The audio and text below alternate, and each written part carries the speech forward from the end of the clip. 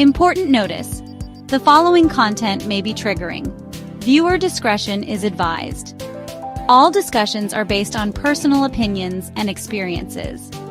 If you or someone you know needs help, please reach out to a local support organization. Important notice. Welcome back, everyone, to Through the Eyes of Survivors. I'm your host, Tara, and today's episode tackles one of the most violent, terrifying, and too often overlooked forms of abuse: strangulation. So, strangulation is more than just a moment of violence, it's a warning sign. It's one of the clearest predictors of future homicide and domestic violence cases. And studies show that if someone has been strangled by their partner even once, they are 750% more likely to be killed by that partner later on. So it's silent. It often leaves no visible marks, but it can damage both physically and emotionally. And those kinds of effects last a lifetime. For survivors, strangulation can lead to long term brain trauma, memory loss, chronic pain, PTSD, and so much more.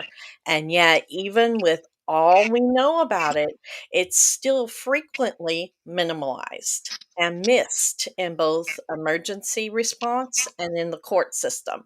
So, today we're talking about what it feels like to survive this kind of abuse and how we can raise the alarm loud enough that no one misses the signs again.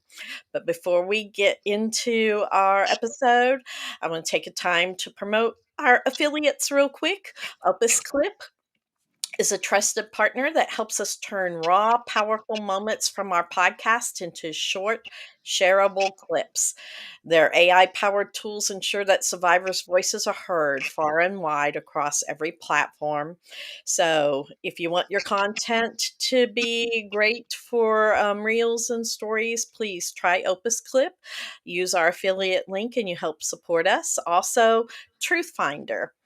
A quick moment about Truth Finder is something that can be really powerful in your journey towards safety and healing.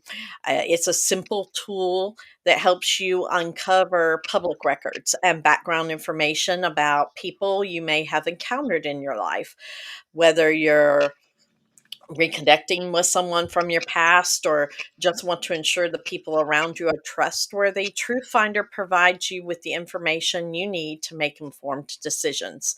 And here at Through the Eyes of Survivors, we are all about creating that safety in spaces and giving survivors tools that they need to reclaim their power. And that's why we are excited to share Truth Finder with you. Again, those links are down below. You help support the organization, and it gives you security and peace of mind. And then our last affiliate is a brand new one. We're proud to announce Self Defense Keychain Store. It's a woman based business committed to empowering individuals with practical, discreet, and stylish self defense tools. So, by shopping through our affiliate link, you are not only investing in your personal safety, but also supporting our mission to amplify survivors' voices, raise awareness, and about domestic violence. So check out that link and use the promo code Break the Silence for your 10% off. So um, now we'll just get into the topic here. Today, I'm honored to be joined by Taylor Norman, a native of Amarillo, Texas, another fellow Texan here, and production specialist at MaxiVolt. Beyond her professional skills in precision assembly and wiring, Taylor is also an emerging actress, having made her film debut in The Dead Community Guide in 2024. So, but today, Taylor joins us not just as a creative or skilled professional, she is a survivor, and her story involved enduring one of the most terrifying forms of violence in intimate partner abuse, and that is strangulation. So, she's here to share what she's experienced and what it took to heal, and what others need to know about those warning signs. So, thank you, Taylor, for being here. Thank you for having me. Wonderful. So let's just start with your story. Can you tell us a little bit about your relationship before the abuse escalated? So, I actually knew my abuser through my brother. It was his best friend. And I knew him throughout high school. Um, we kind of had a flirting crush here and there. We would flirt with each other. And then I moved away to Dallas for a little bit and I moved back. Well, when I moved back is when I decided to start dating him. And like it made my dad happy and my brother happy because they already personally knew him Mhm. and said he was a good guy. So I trusted them and went ahead and got into a relationship with him. And at first, I didn't see any signs. I thought he was completely normal and such a sweet guy. He portrayed this character so well that I ultimately fell in love with him. Right. Um, and it wasn't until probably 6 months into the relationship was when I started noticing that things were off. His anger, specifically, his narcissistic tendencies. There was a lot about him that was off that I was starting to see. Right. So what were some of the little things you were starting to see? So whenever he would drink, he would get mad about the smallest things, and he would take something very small and make it very huge. Um, and the first time that I knew something was wrong was when he threw a candle at my head, uh, Mm. through a fit of rage, and the candle just missed me by a little bit, and it shattered against the wall. And after that, slowly he would start to hold me down and slap me or punch me, or he would belittle me. It wasn't just physical, it was mental too. Yes. Well, the mental is always the worst, isn't it? Hmm. Yeah, that's just so hard to get over. And um when the strangulation happened, was what was happening during that time? What happened with that incident?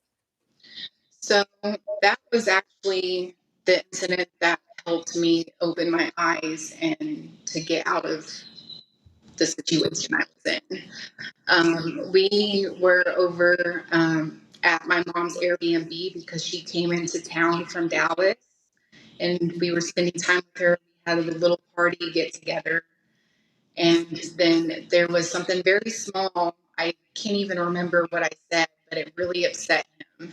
And so we ended up leaving and going back to his house. And the whole time I was crying, not understanding what I did wrong.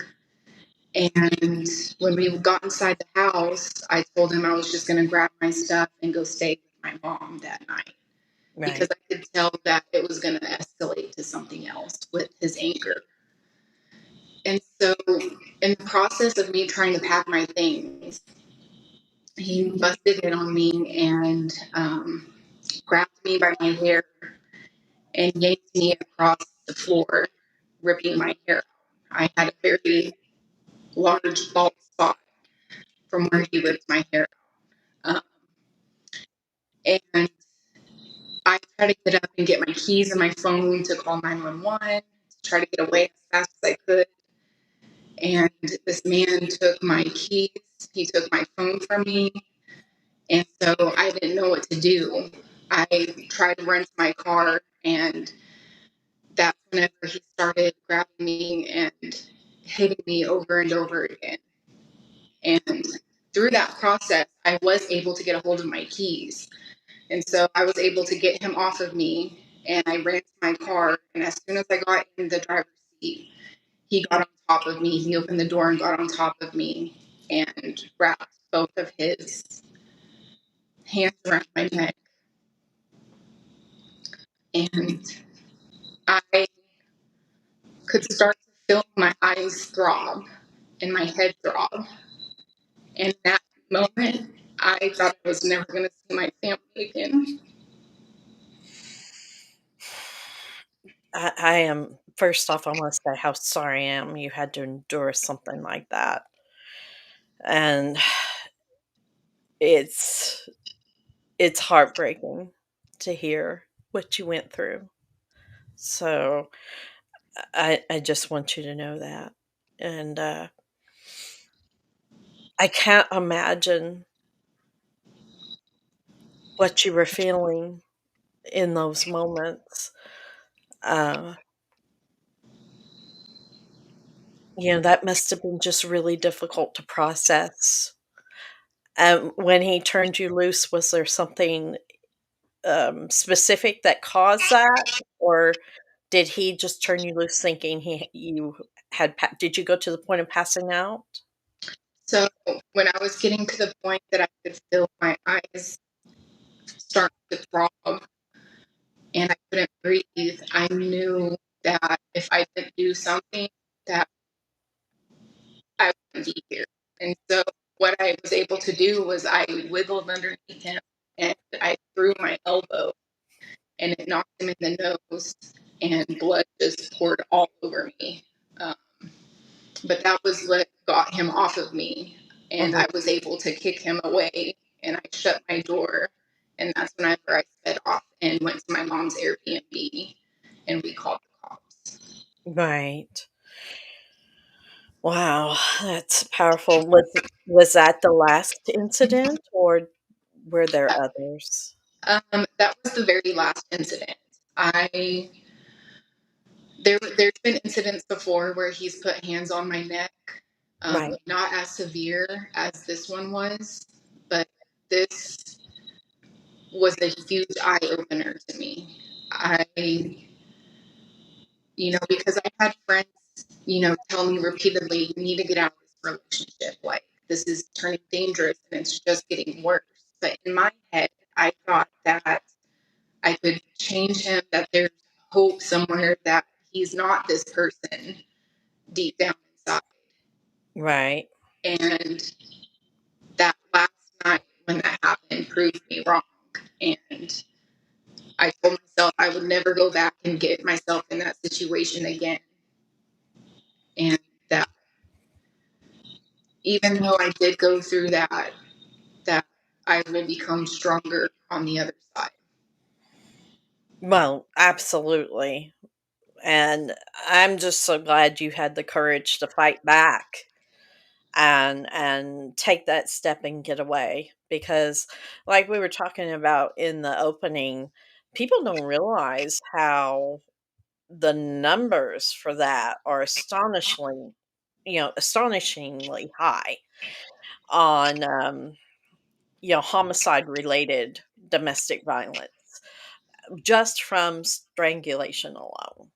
So um you know so you were saying you really just didn't know how dangerous it was at the beginning until that moment, correct?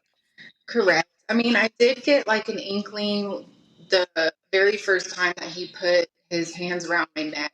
Um, he was in a fit of rage, and he told me that my family wouldn't believe me no matter what he did to me. And, for the longest time, I believed him. Um, Right. I was ashamed that I allowed myself to be in this situation, and I was ashamed to leave him. I was ashamed to stay with him. I was stuck. And the worst part about it was that he was right, because after the last incident where he strangled me, my brother and my dad didn't believe me. They initially took his side. Oh, wow. My brother hung out with him 3 days after that happened. And that was like a huge gut punch. Mm. So how did that make you feel? Worthless. It made me feel like it didn't matter to them. And that if he would have gotten away with killing me, would they have said the same thing? Right.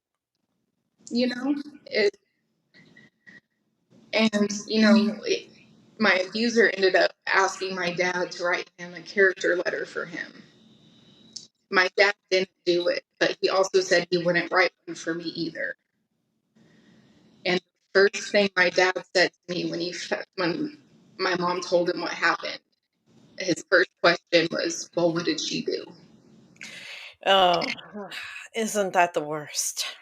It it tore me up so much, because they're supposed to be my support system.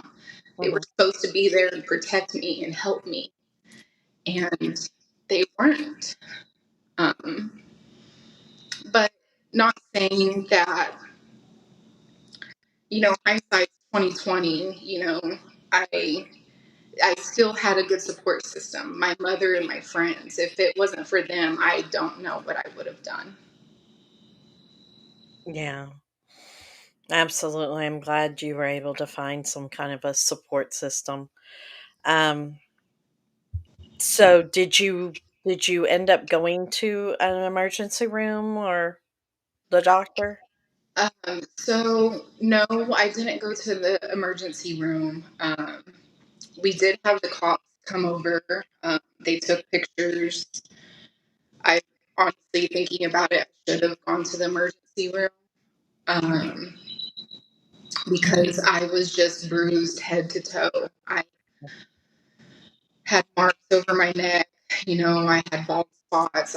The hair was ripped out. There were bruises on my stomach and my back from where he was hitting and kicking me. And I just, I'm kind of one of those people that I don't go to the ER or the doctor or hospital, unless like I'm dying. Yes, I'm one of those people too. I Yeah, mean, literally, it takes an act of almost dying before I will go, and yeah. so I absolutely get that. Yeah. So, but even with you that bruised and battered, certain family members weren't supportive. No. Wow. Wow. That is just something. Um, so Taylor, like, so you're out, right? And you have just experienced this, and you have friends who are supportive and some family who haven't been supportive. Um, what happened in the aftermath of that? Did he give up and leave you alone? Were there charges? So I ended up getting a protective order, and there were charges brought against him. Mhm. Um, I got that protective order for 2 years, and so this was during the time during COVID.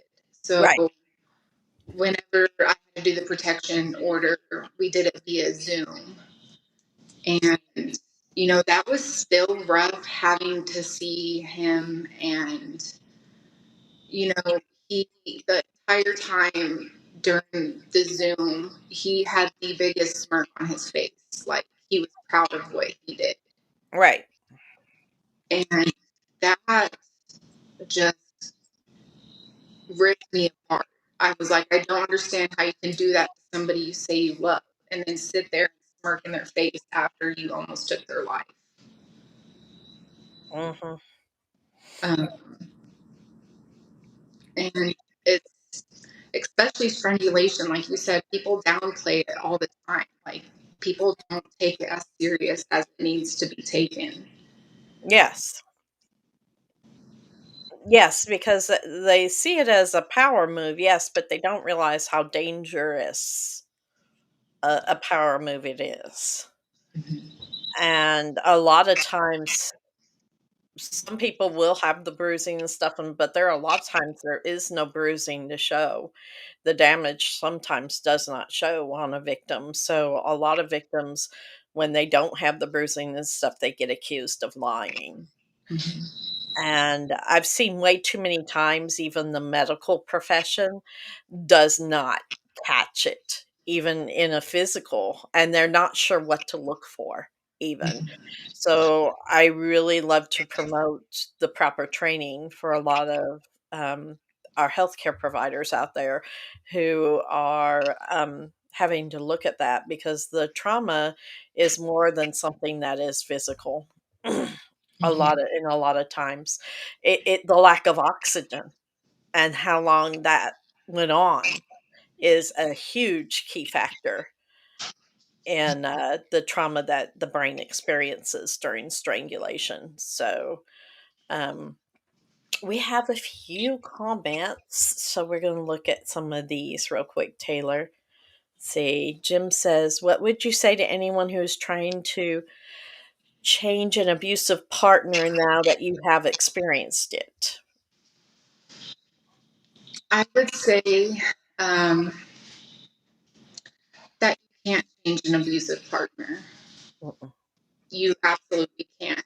They have to change if they want to change, they have to do it themselves. You can do everything in your power to help them change, to help them grow, to help them see what they're doing, but that won't make a difference unless they want it to. Yes, absolutely. Yeah, there is nothing they can do to change that you can facilitate. They definitely have to want that on their own. So,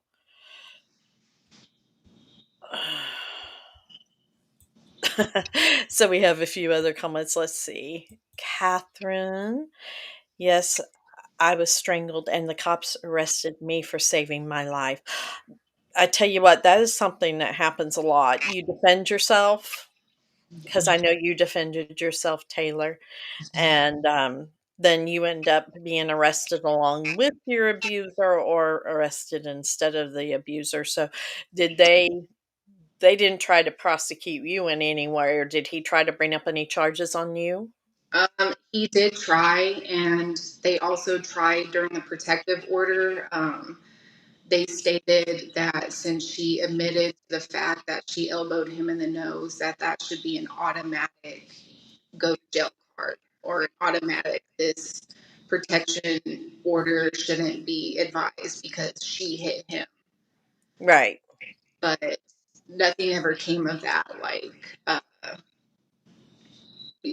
thankfully, I was able to move past that and get that protective order still. And but man, somebody getting arrested for defending themselves is just, our system is messed up.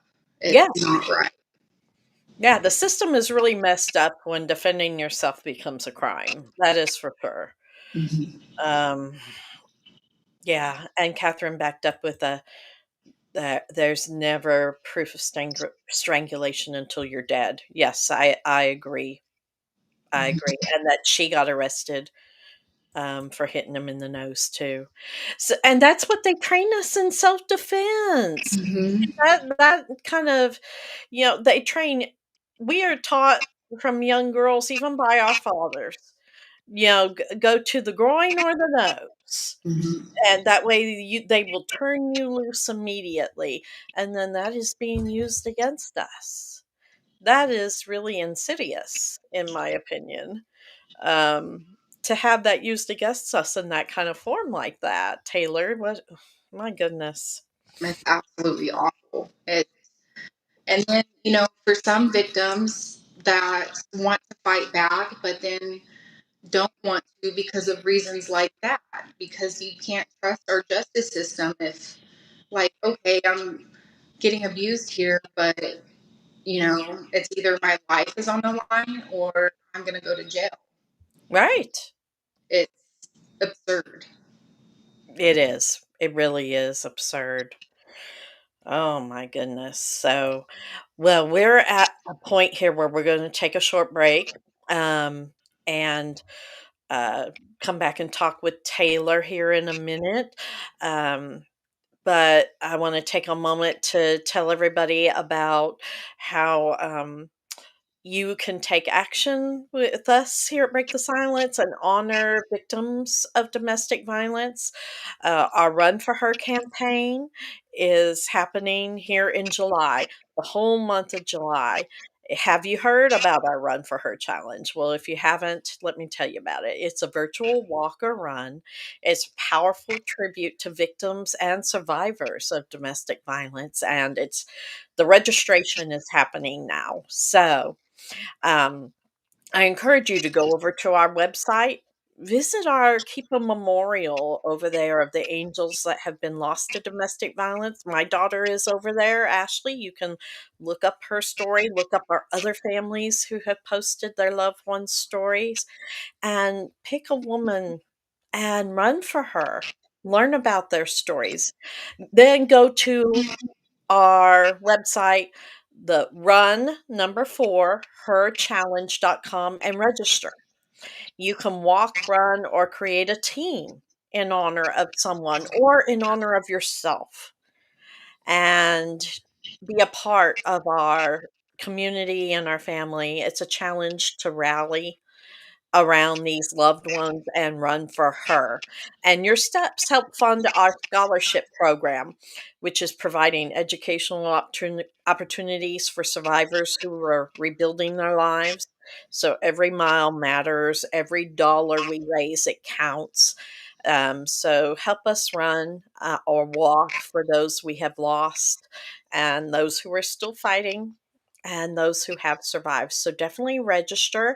And we're going to take a quick break with a promo, and we'll be right back with Taylor. Every mile we run tells a story. Stories of women and girls lost to domestic violence, daughters, mothers, sisters, friends, their lives stolen, their voices silenced. But we won't let them be forgotten. This July, join us wherever you are for the Run for Her Challenge, Run, Walk, Move, Honor. We run for survivors reclaiming their strength. We run for the ones still in it, finding their way out. And we run for her, the one who didn't get the chance to finish her race. Register today at runforherchallenges.com. Raise funds, share their stories, help us provide scholarships in memory of those lost, and build a future filled with freedom and healing. Lace up, speak out, run for her. Every mile we run tells a story. All right, we are back. And so definitely check out the website. If you're not a runner and you just want to donate to that program, you can go to that link as well and just donate, give from the heart. We really want to make these scholarships count and honor these families who have lost a loved one as well. So now we're back and we're going to continue this conversation here with Taylor Norman about the long lasting effects of strangulation and the courage it took to speak up about it. So, Taylor, we had just been through what had happened and what the court system did. So, how did you transition into discovering like how you wanted to advocate for this and use your voice? So I will say at first it was not easy. I had severe PTSD. I still do. My anxiety is through the roof. I, became really depressed. I stayed in my bed all the time. I didn't want to see anybody or talk to anybody. I really self isolated.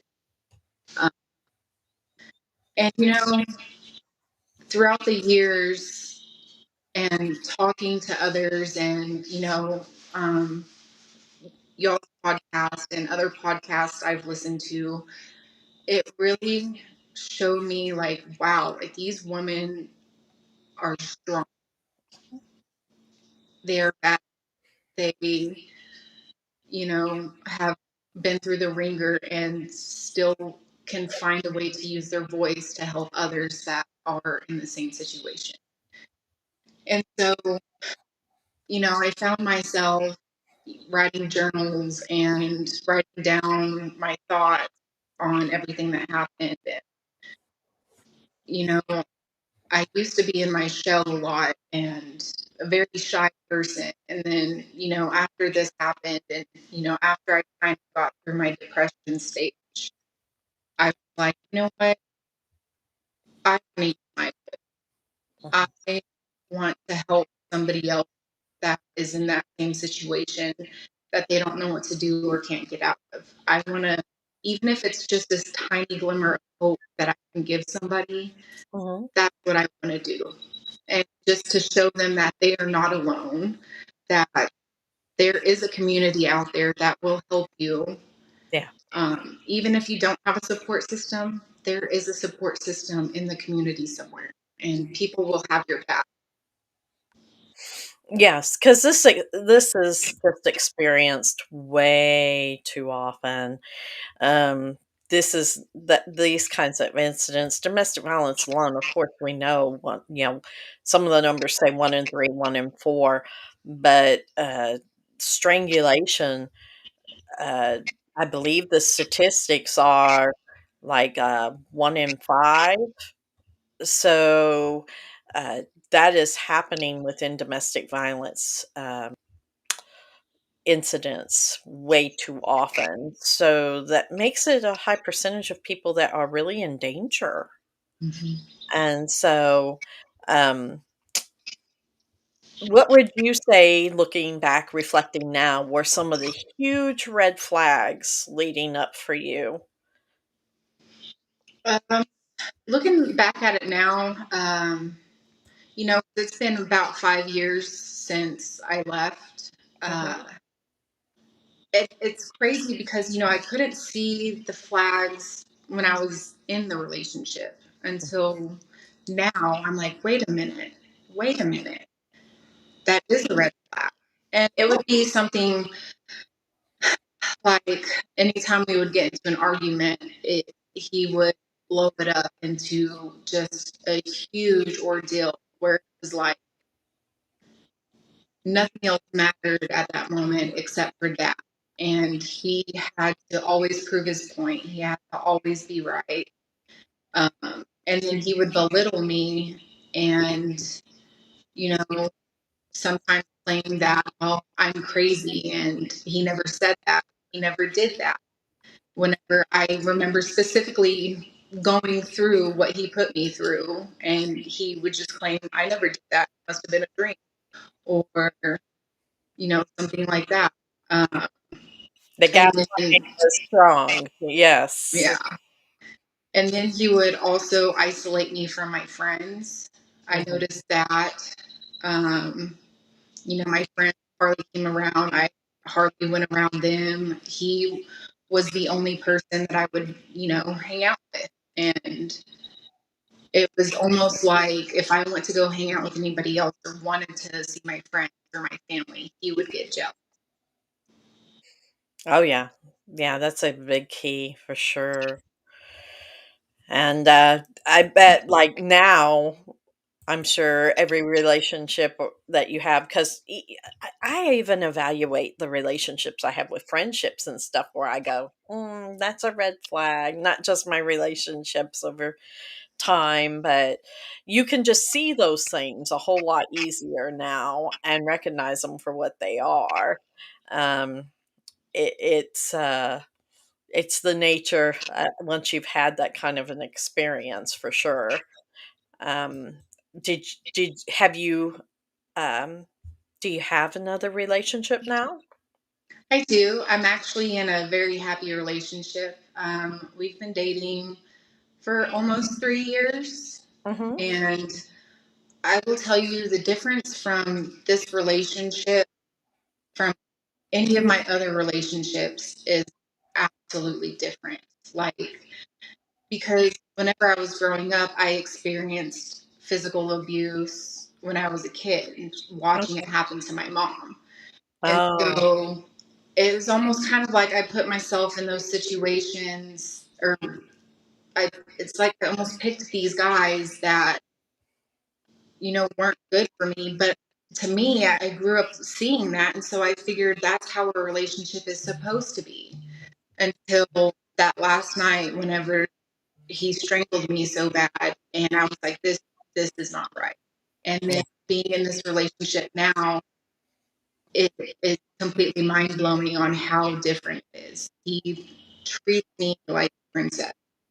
Mhm. Yeah, and I was talking about this with one of my colleagues the other day. I think it was just yesterday, actually.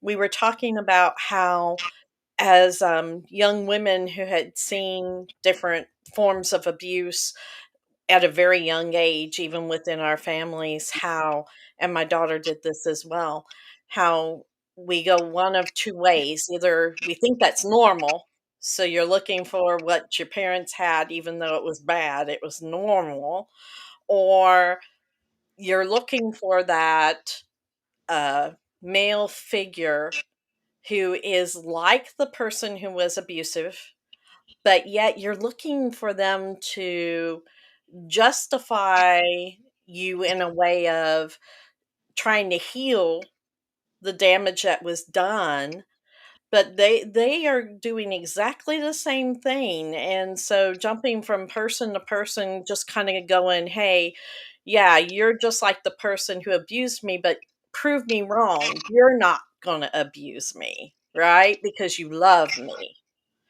And I think too often us young women who have experienced abuse at a very young age seek that kind of validation, and we don't even realize we're doing it.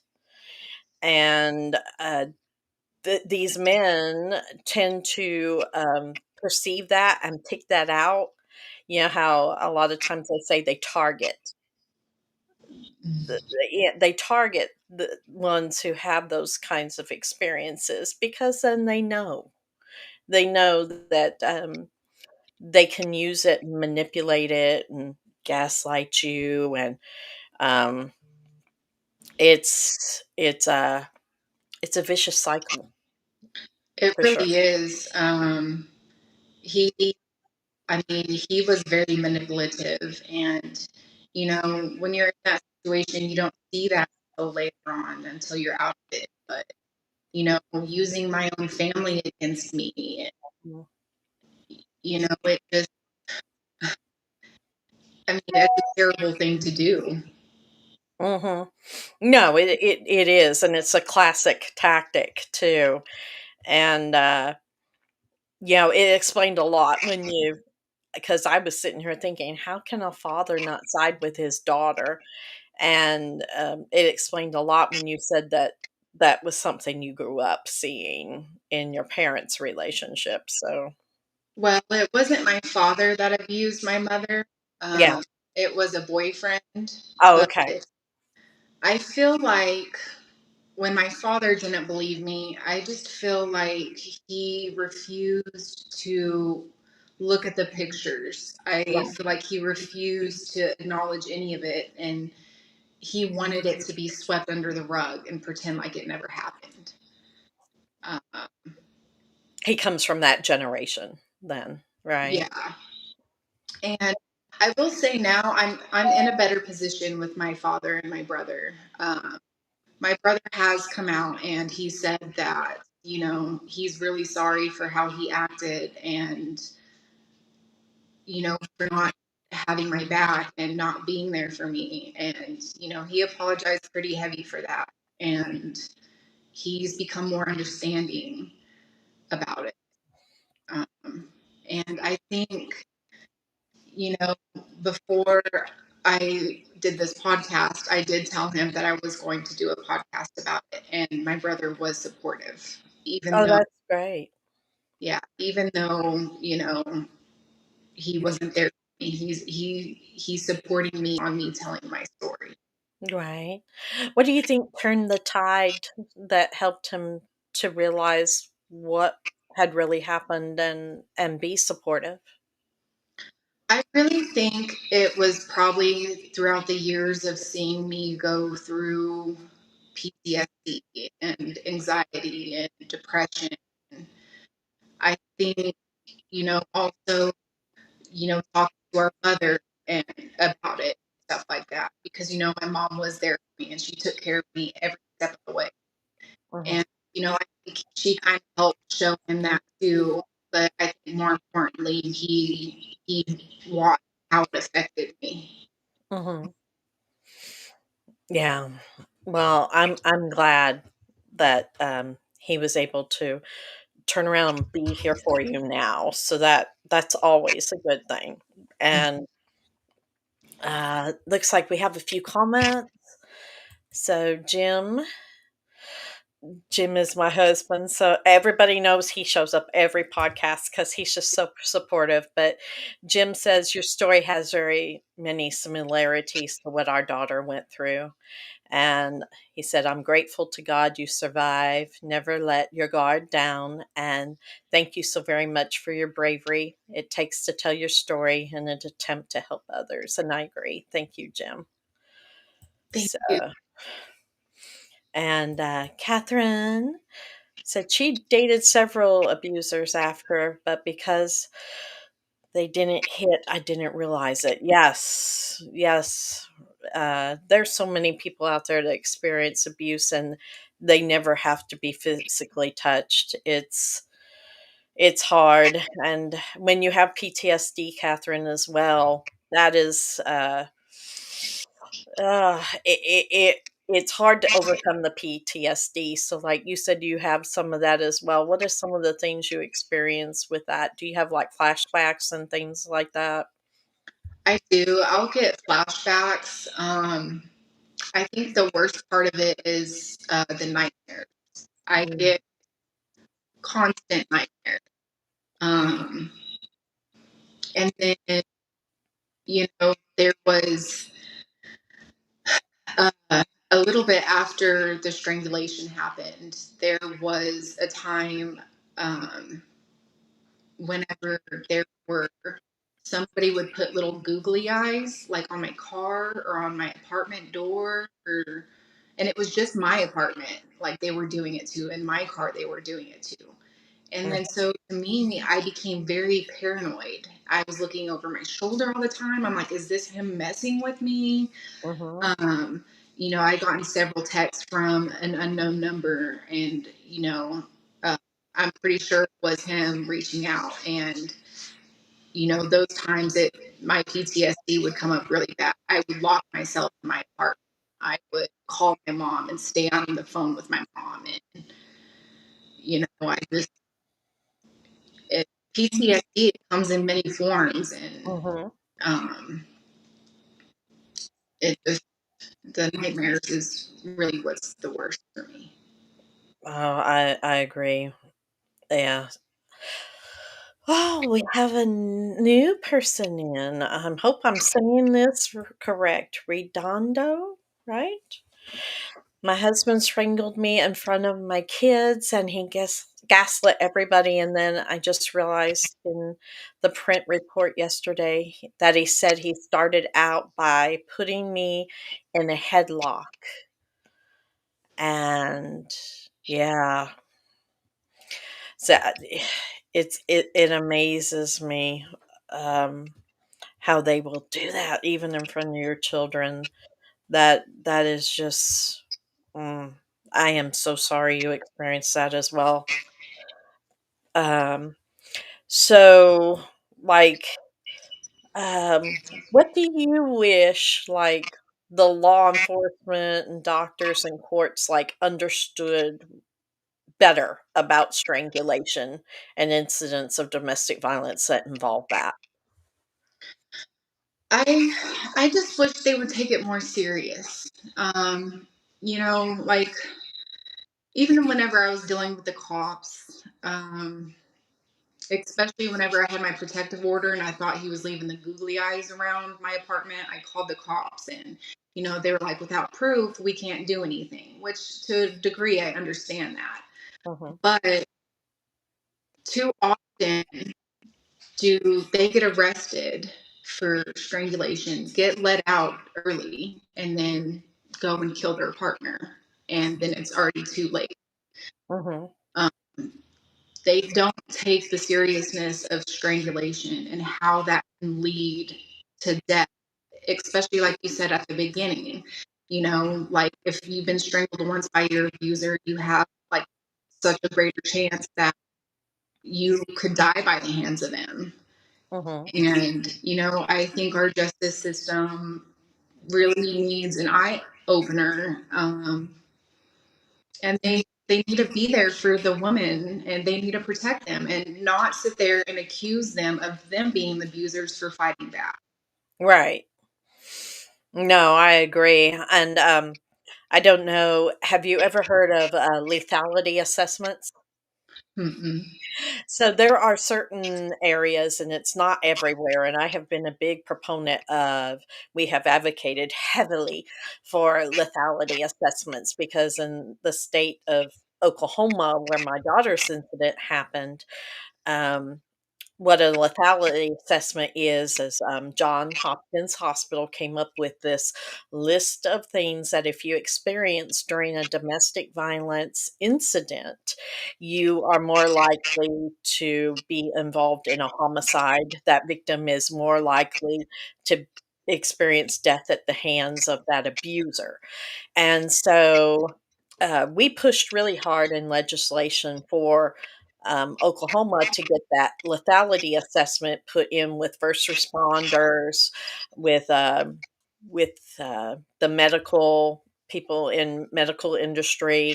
Um, I think that the more we push for that, the better it is because then it's not the officer's opinion on the scene. It's not the medical opinion, even though those can be really strong, but it allows them to see, even in the court, I think it should be brought before the judge during Mhm. any kind of charge or conviction if they can see that, yes, abuse of a pet happened and there was a weapon involved, this person is this percentage more likely to be involved in a homicide or strangulation.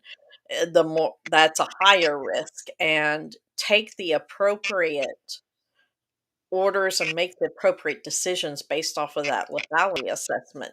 I think that is really key.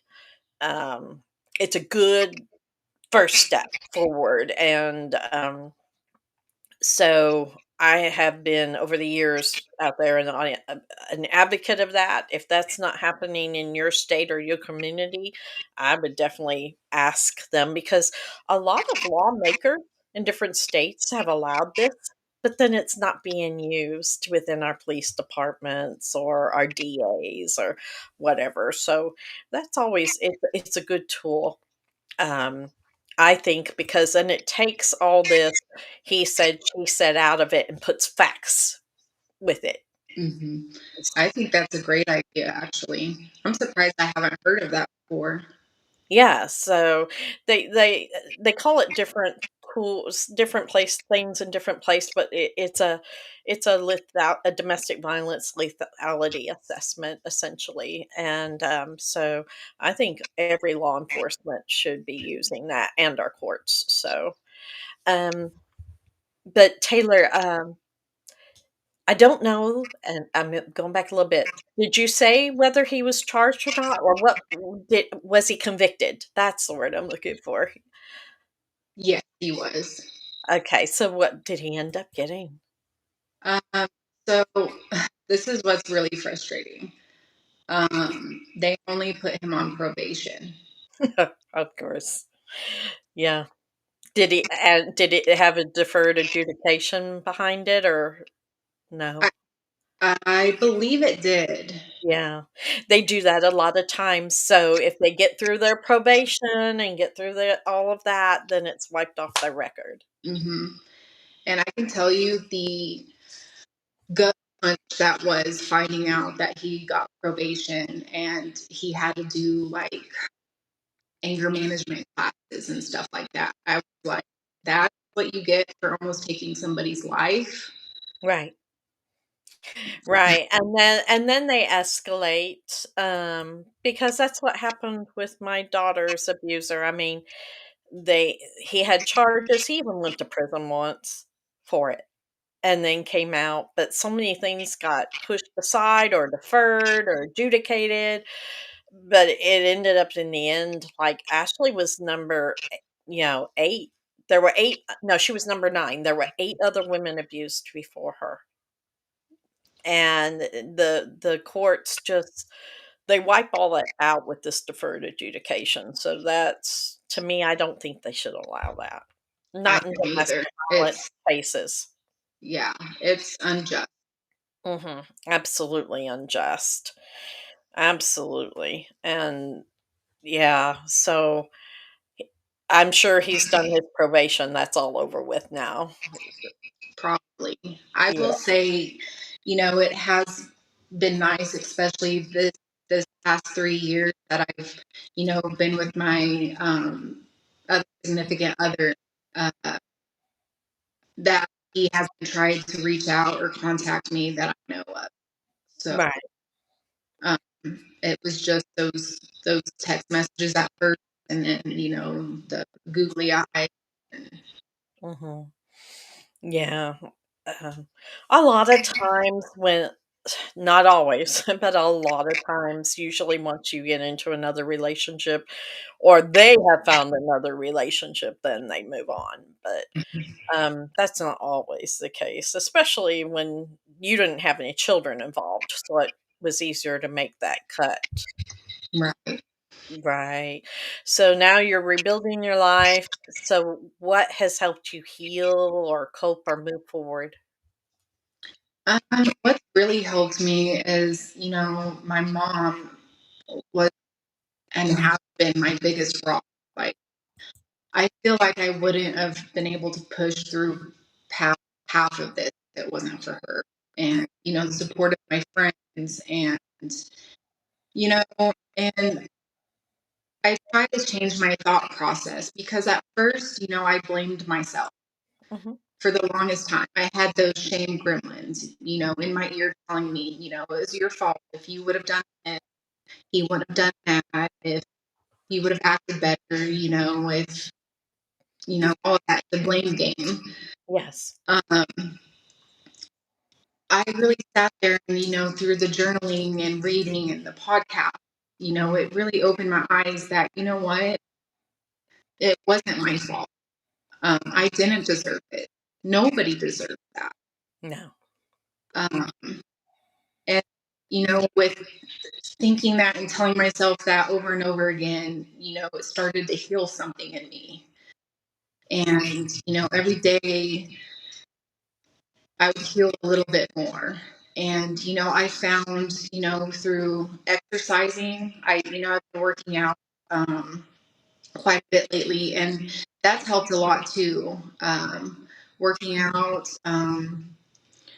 you know, even my relationship right now with the man I'm with right now, he's helped me more than he'll ever know. Hmm. Yeah, it's always good when you find a good supportive relationship. So, absolutely. And let's see, how about if another survivor is out there listening right now and they are in let's say they're experiencing an abusive relationship in which, you know, let alone abusive relationship, but strangulation, what would you say to them? You know, I would say when I was in the relationship with my abuser, my friends told me over and over and over again that I needed to leave. But the thing is in my mind, I wasn't ready. I held on to that hope that I could change him, that I could help him grow and stop being the person who hurt me. And I got tired of hearing, get out, you need to leave, get out, you need to leave. I got tired of hearing that, to the point that it probably pushed me more into my abuser, Right. And so, I do still want to say get out, but it's that you're not alone. There's so many women going through this. There's so many women that would have your back. There's so many things that other people can do to help you uh, when you're ready. When you're ready is my thing. Uh, you might not be ready now. You might not be ready tomorrow or in a couple days. But there will be a day that will come that you will be ready to leave. And the community and your support system is really who you need to lean on because they will have your back. Right. I agree. And I was one of those people too that the more I got pushed away, that the more it made me want to just lock in. Um, and I would just recommend, definitely if you're in that position out there, just know that they do love you. They don't know anything else other than to tell you because they're worried for you. But at the same time, be prepared. Those people will be there to help you get out. And so don't don't isolate yourself. Mhm. Keep your options open so that like Taylor said, when you are ready, there are people there. So definitely. Um and then just finally, um what do you want most to see how strangulation is handled as far as public awareness? Public awareness, you know, uh, there's a lot of people that I've spoke to that, I mean, it's kind of like the same with like the court and the police that they don't take it serious. They think, oh, it's just an argument. It was probably a one-time thing. It'll never happen again. I want the public to know that if they strangle you once, they're going to do it again.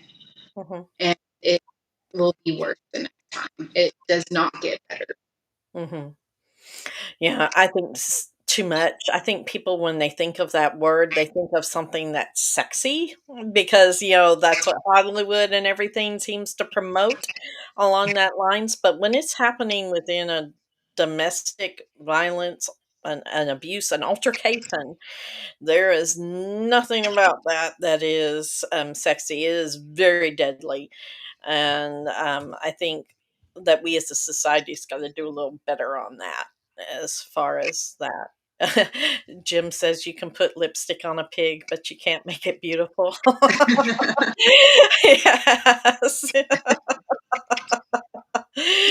He said, "You can never change a man." We're gonna go ahead and he is what he shows you. Actions say it all. So, yes, absolutely. I think that's a good place to end this broadcast today. Um, I want to thank you, Taylor, for being here with us. Um, Thank you and so much for sharing your having me.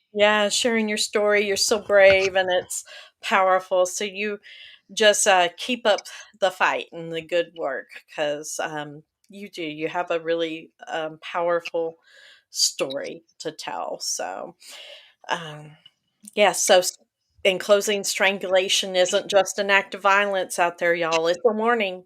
And Taylor's bravery today and sharing her story reminds us why we have to listen and why we have to act. And if someone you know is experiencing this in their relationship, please do not minimalize it. Help them seek help, demand medical attention if you have experienced it, and document everything because your life is worth protecting. And again, Taylor, I thank you for the courage and your honesty to share your voice here. So, just a few quick reminders to everybody out there. We do have our fundraiser, our Little Caesars Pizza fundraiser through July 6th.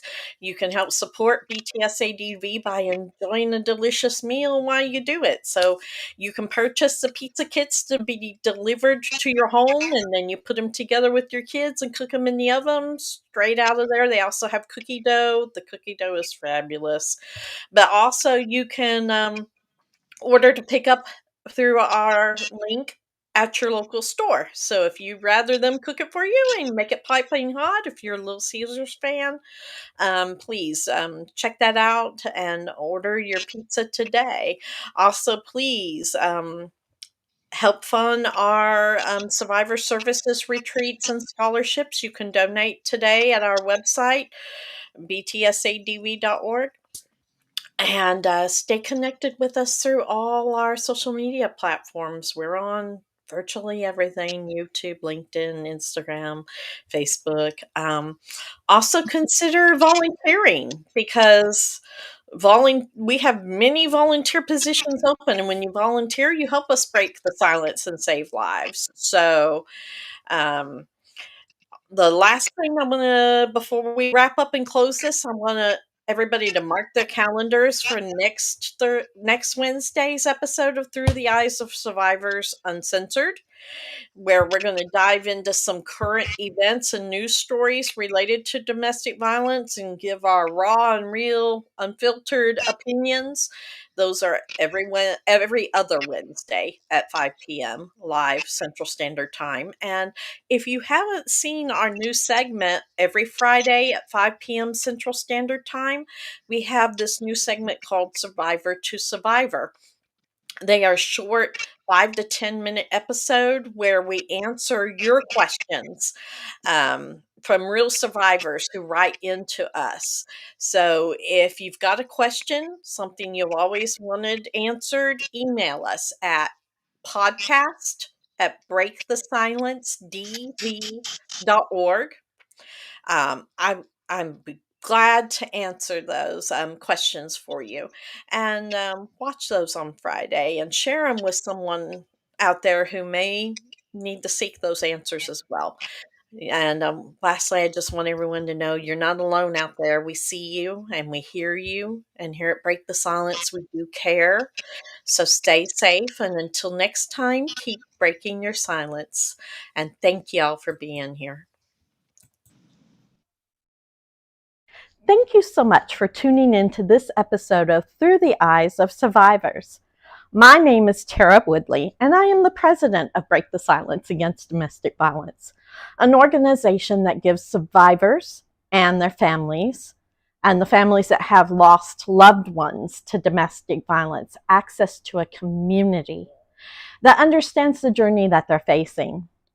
We hope this episode impacts you, and hopefully you want to learn more about the topic.